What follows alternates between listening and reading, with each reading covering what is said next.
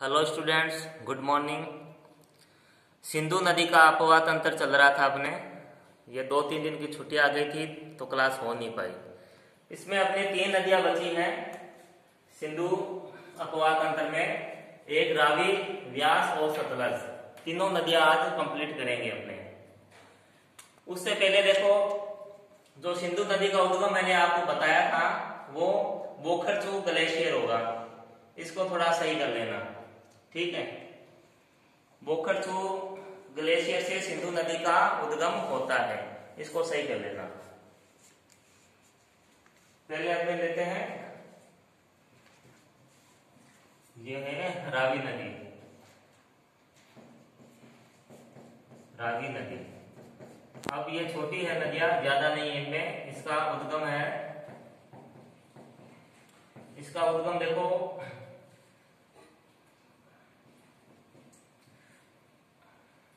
रोहतांग दर्रे से होता है। इसका उद्गम रोहतांग दर्रा हिमाचल प्रदेश में कांगड़ा घाटी से। कांगड़ा घाटी, और इसकी लंबाई है इस नदी की 470 किलोमीटर, ठीक है, रावी की। अब जरा एक बार मैप की तरफ आओ, देखो मैप को देखो आप। इस मैप में देखो सिंधु नदी और ये सतलज नदी, ठीक। ये सतलज नदी है, राजस्थान से निकलती है, तिब्बत से। सतलज,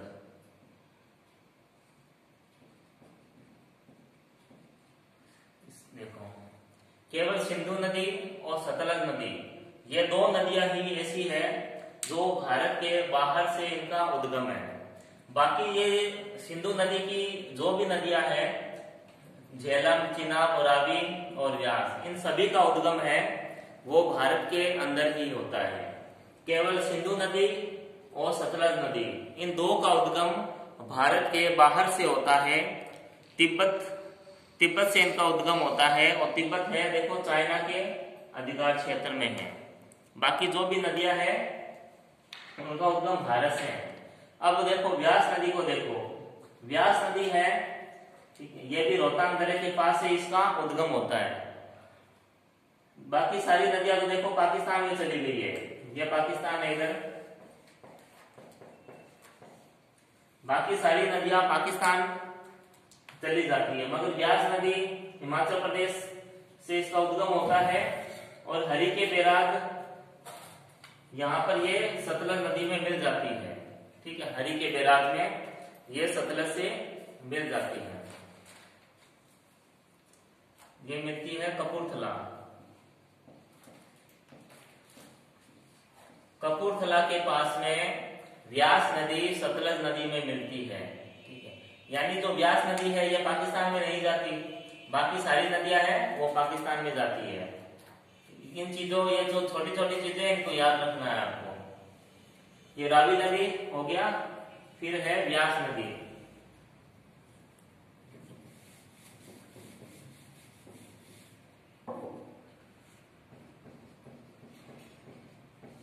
व्यास नदी देखो उद्गम इसका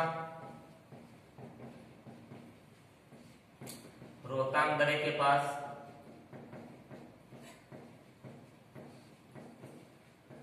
दर्रे के पास से हिमाचल प्रदेश में, ठीक है। इसकी घाटी को कुल्लू घाटी भी कहते हैं, कुल्लू घाटी।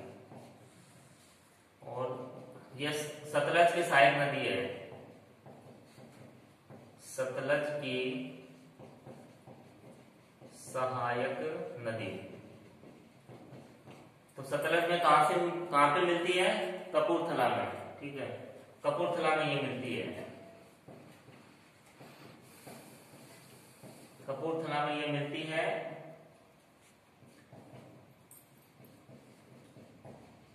हरि के बैराज, इस स्थान पर एक बांध भी बनाया गया है। बांध है, उसके बाद जो हिमाचल प्रदेश में एक पौंग बांध है, व्यास नदी पे बनाया गया है हिमाचल प्रदेश में, पोंग बांध। ठीक है, उसके अलावा देखो इसमें इस पोंग बांध में महाराणा प्रताप सागर जलाशय बनाया गया है।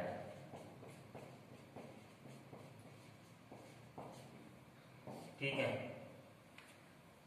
ये था अपने व्यास नदी सतलज की साइड है और हिमाचल में इसमें पोंग बांध भी बनाया गया है। अब इसकी अंतिम नदी लेते हैं सतलज नदी। सिंधु अपवाद तंत्र की अंतिम नदी है सतलज नदी।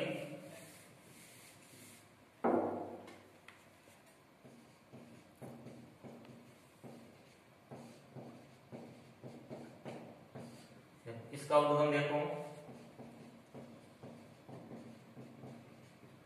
सतलज नदी का उद्गम है तिब्बत में,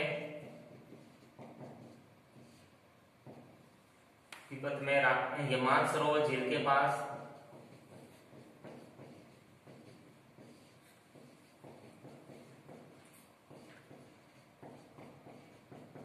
झील के पास राकसताल,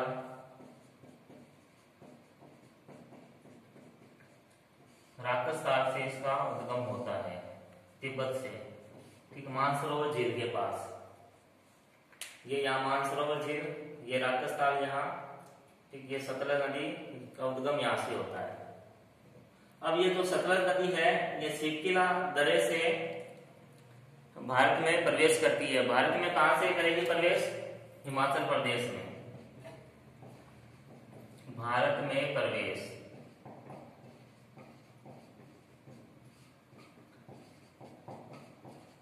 सिपकिला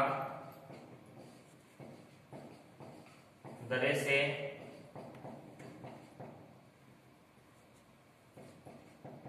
हिमाचल प्रदेश में। ठीक, ये इसका उद्गम है। फिर इसकी लंबाई,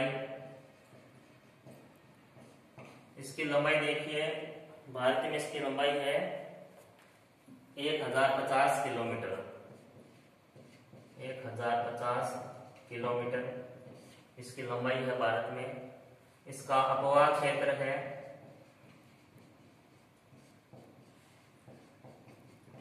इसका अपवाद क्षेत्र है 24,087 वर्ग किलोमीटर। ये इसका अपवाद तंत्र है। एक नदी है स्पीति, ये इसकी मुख्य सहायक नदी है। मुख्य सहायक नदी स्पीति नदी है, ये इसकी मुख्य सहायक नदी है। फिर पंजाब और हिमाचल में देखो,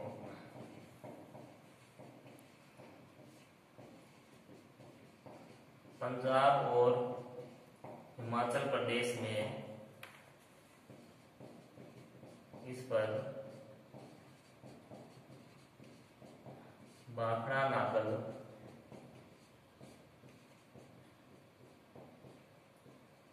बांध स्थित है।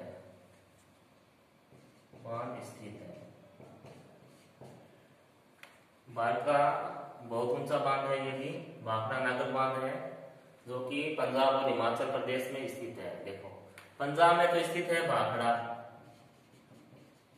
बांध, ठीक है, और एचपी हिमाचल प्रदेश में स्थित है नागल बांध। दो अलग अलग बांध है, एक ही साथ इनका नाम बोला जाता है। अब जो भाखड़ा बांध है, देखो यहाँ गोविंद सागर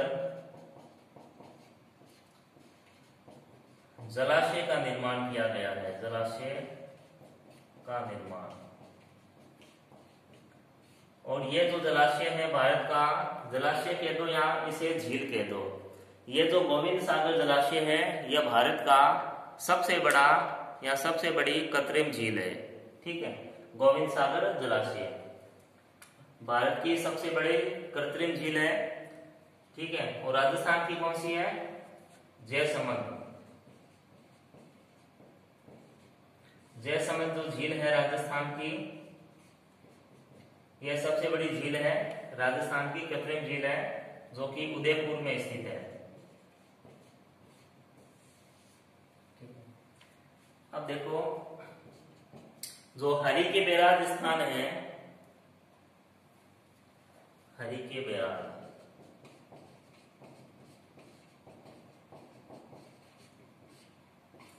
यहां से इंदिरा गांधी नहर निकाली गई है। इंदिरा गांधी नहर, इंदिरा गांधी नहर हरि के बैराज पंजाब से निकाली गई है। अब जो इंदिरा गांधी नहर है वो विश्व की सबसे लंबी कृत्रिम नहर है और विश्व की सबसे बड़ी पक्की नहर भी है, क्योंकि इस नहर के जो तल में टाइल्स और लगाई गई है। तो ये सबसे पक्की नहर है, विश्व की सबसे बड़ी पक्की नहर भी है और सबसे लंबी नहर भी है। इसे राजस्थान की गंगा भी कहते हैं या पश्चिम की गंगा भी कहते हैं, क्योंकि इंदिरा गांधी नहर के द्वारा राजस्थान के जो पश्चिमी भाग है उसका उद्धार हुआ है, वहां फसलें अब होने लगी है, ठीक है। अब जो हरि के बैराज में जो जल आ रहा है वो देखो, सतलज नदी और ब्यास नदी का जल है इसमें, ठीक है, हरि के बैराज में। उसके बाद सतलज नदी के बारे में कहते हैं कि 11वीं शताब्दी में ये जो नदी है ये सिंधु में नहीं मिलती थी।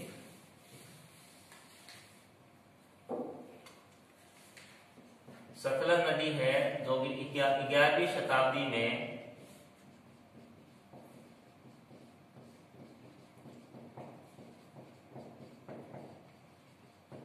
सिंधु नदी से नहीं मिलती थी। तो 11वीं शताब्दी में क्या था, ये जो नदी है ये सरस्वती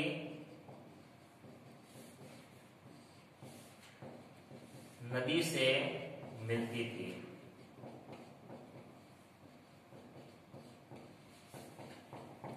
और ये जो सरस्वती नदी है, सिंधु नदी जो सतलज नदी थी 11वीं शताब्दी में सरस्वती नदी से ये मिलती थी। अब देखो कहाँ मिलती थी, ये मिलती थी बीकानेर में, ठीक है। 11वीं शताब्दी में सतलज नदी है जो सिंधु नदी में नहीं मिलकर सरस्वती नदी में मिलती थी, ठीक है, सरस्वती नदी। और कहाँ मिलती थी? बीकानेर में। ये इसका इतिहास है। और वर्तमान में जो सरस्वती नदी है वो अदृश्य हो गई है, अदृश्य यह नदी है, ठीक है। लेकिन उपग्रहों से पृथ्वी के अंदर इस नदी की धाराएं हैं वो देखी गई है, ठीक है। उसके बाद देखो सतलज नदी पर एक परियोजना है, परियोजना का नाम है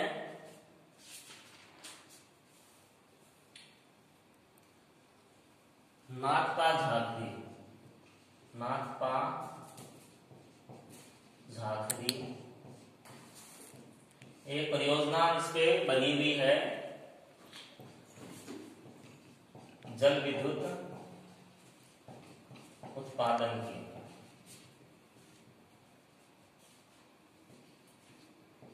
जल विद्युत उत्पादन की। और यह भारत की सबसे बड़ी जल विद्युत उत्पादन की परियोजना है। 1400 मेगावाट, 1400 मेगावाट की यह परियोजना है सतलज नदी पर, जो कि भारत की सबसे बड़ी विद्युत उत्पादन परियोजना है, ठीक है। ये आपके इतना ही है सिंधु अपवाह तंत्र में, ठीक है। इसको अच्छे से कर लेना और जहां ना समझ में आए वहां पूछ लेना हो, ठीक है। अब अपने नेक्स्ट चलेंगे आगे, ब्रह्मपुत्र अपवाह तंत्र करेंगे अपने। ब्रह्मपुत्र नदी अपवाह तंत्र। इसमें एक ही नदी है केवल, वो है ब्रह्मपुत्र नदी, वो ही इसमें महत्वपूर्ण है। ब्रह्मपुत्र नदी अपवाह तंत्र, ठीक है। इसका डायग्राम को आपको भेज दिया था मैंने मोबाइल पे सभी के, ठीक है। उस डायग्राम को देखना। ब्रह्मपुत्र नदी अपवाह तंत्र, जो ब्रह्मपुत्र नदी है, देखो इसको ब्रह्मा की बेटी कहते हैं, ब्रह्मा की बेटी, ठीक है, ब्रह्मपुत्र नदी को कहते हैं। उसके बाद देखो इसका उद्गम, तो इसका उद्गम भी कहां से होता है? तिब्बत से ही होता है इसका उद्गम भी, ठीक है। स्थान है चेमायंगडुंग, ठीक है, चेमायंगडुंग ग्लेशियर, ग्लेशियर से इसका उद्गम यहां से हो रहा है। ग्लेशियर कहाँ है? तिब्बत में, तिब्बत ब्रैकेट में चीन कर देते हैं, चीन का कब्जा है इसमें, ठीक है। तिब्बत में स्थित है चेमायंगडुंग ग्लेशियर, यहां से इसका उद्गम होता है ब्रह्मपुत्र नदी का।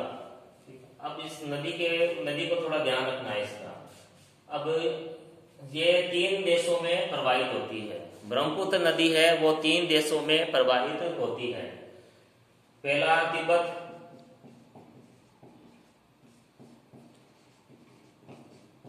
फिर भारत, उसके बाद बांग्लादेश। तो ये जो नदी है 3 देशों में प्रवाहित होती है। अब 3 देशों में प्रवाहित होती है तो इसके नाम भी अलग अलग है, आप ध्यान देना इस पे। देखो तिब्बत में इसको कहते हैं सांगपो नदी, ठीक है। अब भारत का देखो, इसमें ये जो नदी है भारत में प्रवेश करती है, ये अरुणाचल प्रदेश है, अरुणाचल प्रदेश में। तो अरुणाचल प्रदेश में इसको कहते हैं दिहांग, अरुणाचल प्रदेश में दिहांग। फिर ये असम में प्रवेश करती है, असम में इसे कहते हैं ब्रह्मपुत्र।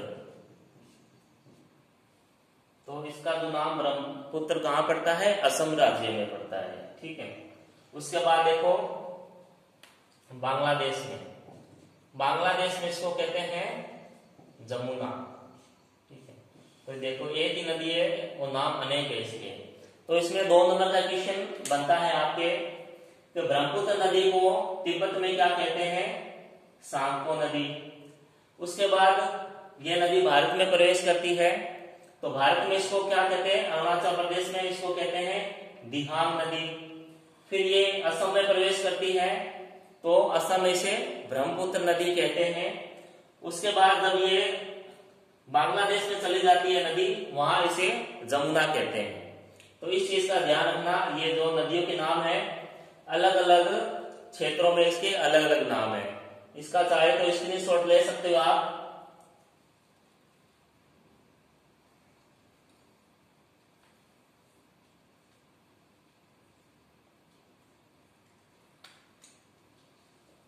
देखो ये जो नदी है भारत में प्रवेश करती है अरुणाचल प्रदेश से, ठीक है, अरुणाचल प्रदेश से एक गहरा कैनियन बनाती है ये, ठीक है, गहरा कैनियन। देखो जो हिमालय पर्वत की जो नदियां है ना, वो वी आकार की घाटी बनाती है, ठीक है, क्योंकि हिमालय पर्वत की जो नदियां है वो अभी युवा अवस्था में है, नवीन नदियां है। तो जब ये ऊंचाई से गिरती है तो एक वी आकार की घाटी बनाती है। इन खड्डों को ही गोर्ज, कैनियन, इस तरीके से इनके नाम है। मतलब अगर खड्डे का जो साइज छोटा है तो उसको गोल कहेंगे, कुछ बड़ा हो जाता है तो उसे कैनियन कहते हैं। ठीक है, ये कैनियन बनाती है गहरा। उसके बाद ये नामचा बरवा से, देखो नामचा बरवा से अरुणाचल प्रदेश में, एपी शॉर्ट में लिख रहा हूं, नामचा बरवा से अरुणाचल प्रदेश में प्रवेश करती है ये। ठीक, यहां प्रवेश करती है तो इसका नाम दिहांग होता है, दिहांग। ठीक है, तो कैसे प्रवेश कर रही है? अरुणाचल प्रदेश में नामचा बरवा से ये टर्न होती है नदी इस तरीके से, फिर प्रवेश करती है नामचा बरवा के पास से अरुणाचल प्रदेश में। ठीक है, उसके बाद देखो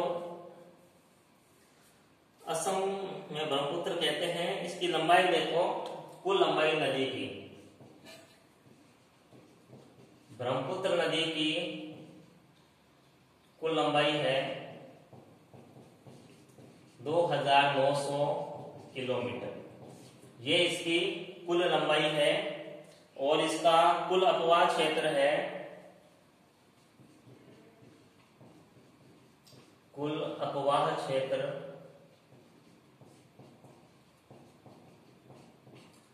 5,80,080 वर्ग किलोमीटर। ये तो होगी इसकी कुल लंबाई और कुल अपवाह क्षेत्र। उसके बाद देखो इसकी भारत में देखते हैं लंबाई कितनी है और भारत में अपवाह क्षेत्र कितना है। भारत में इसकी लंबाई है, भारत में लंबाई 1346 किलोमीटर। ये इसकी है भारत में लंबाई। ठीक, अब भारत में अपवाह तंत्र, सॉरी भारत में, हाँ अपवाह क्षेत्र, भारत में अपवाह क्षेत्र है इसका, ये देखो आप 3,40,000 वर्ग किलोमीटर, 3,40,000 वर्ग किलोमीटर। देखो भारत की सबसे लंबी नदी तो है गंगा नदी, ठीक है, और भारत की सबसे मतलब चौड़ाई के अनुसार, अपवाह चौड़ाई के अनुसार बड़ी नदी है ब्रह्मपुत्र नदी। ठीक है, जैसे विश्व की सबसे लंबी नदी नील नदी है, लेकिन अपवाह तंत्र के अनुसार विश्व की सबसे बड़ी नदी है वो है अमेजन नदी, जो कि दक्षिण अमेरिका में प्रवाहित होती है। ठीक है, इसमें देखिए